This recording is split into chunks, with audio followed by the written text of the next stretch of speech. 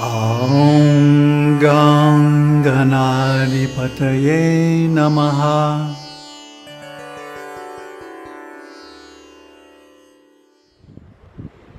Namaste.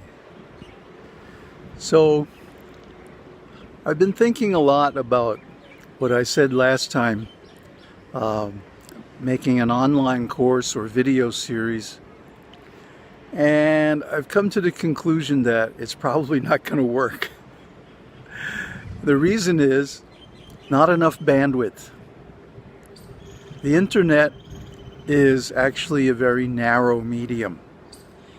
And while it's possible to focus in on a specific subject and do a detailed presentation or whatever, it's not really possible to address all the issues that come up in the process of self-realization. That can only be done in person. So I came to the conclusion that yes, I will offer consultation, counseling, advice, and so on, but only in person. Yeah, maybe I'll dash off a few videos now and then when I have something to say and I feel inspired. But really, what we're talking about is more or less impossible. I've been through this before. I know how it works out. So I don't want disciples. I don't want students as such. But I want to be available to people for advice, consultation, inspiration, like that.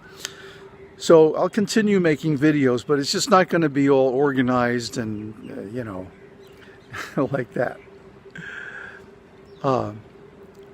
So if you want my help, you have to show up in India and come to the right place and meet the right people, because it's all going to be done through personal invitation, word of mouth.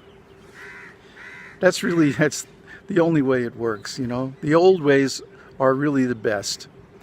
And this newfangled internet thing, it just leads to a lot of problems, because it, like any technology, it narrows the context. I think I talked about that in that series, The Truth About the Truth About the Truth. The way science works is not by actually proving anything. It's by narrowing the context until the meaning becomes so narrow that it's as good as proven, but it only is proven in that context. Trick questions. So we're not asking trick questions, we're actually trying to bring you to the end of knowledge, Vedanta. Yesterday I was in the library of this temple where I'm staying at. And they have one of the most amazing, extensive, complete libraries on Vedanta and Upanishads I've ever seen. And so I was looking through all these books based on Adi Shankaracharya's teachings about Upanishads, Vedanta Sutras, Bhagavad Gita, and so on. And these are pretty much, the summation of all Vedic knowledge. And I was just flipping through and looking at the random shlokas, and all of them were like, oh yeah, okay, yeah, I got that.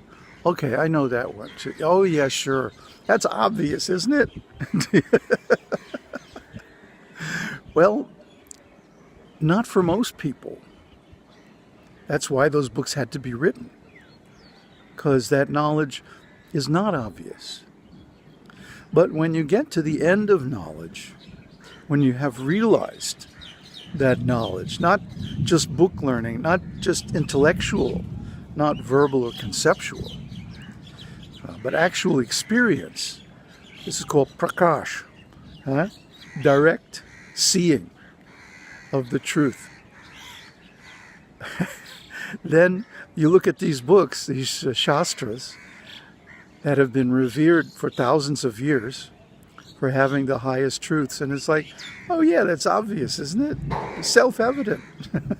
Prakash. So I had to accept that actually I have reached the end of knowledge.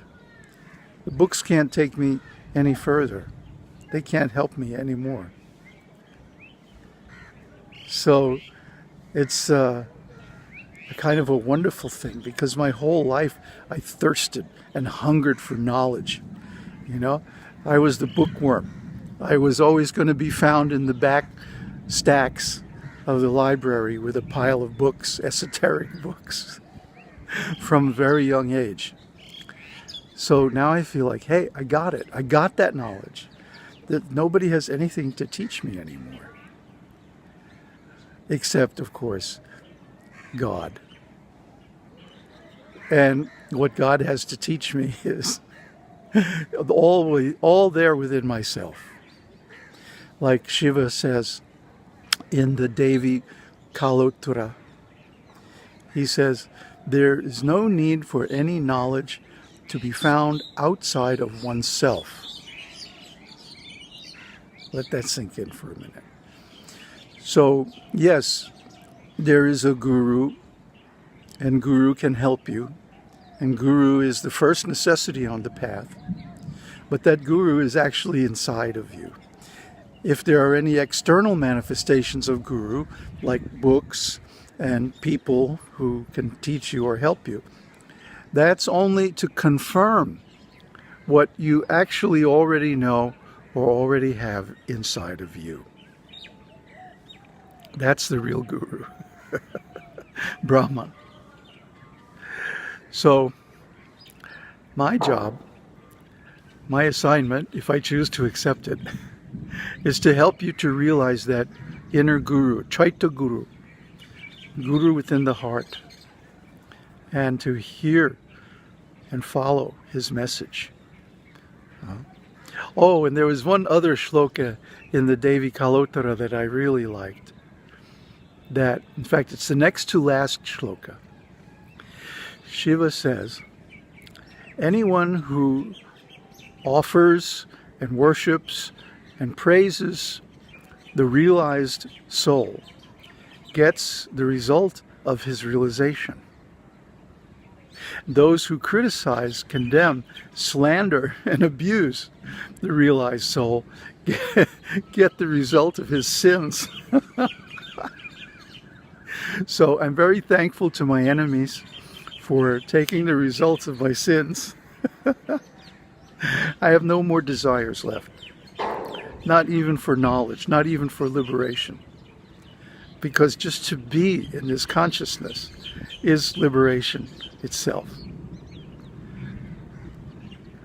Well, it's starting to rain, so Om Tat Sat, Om Harihi Om.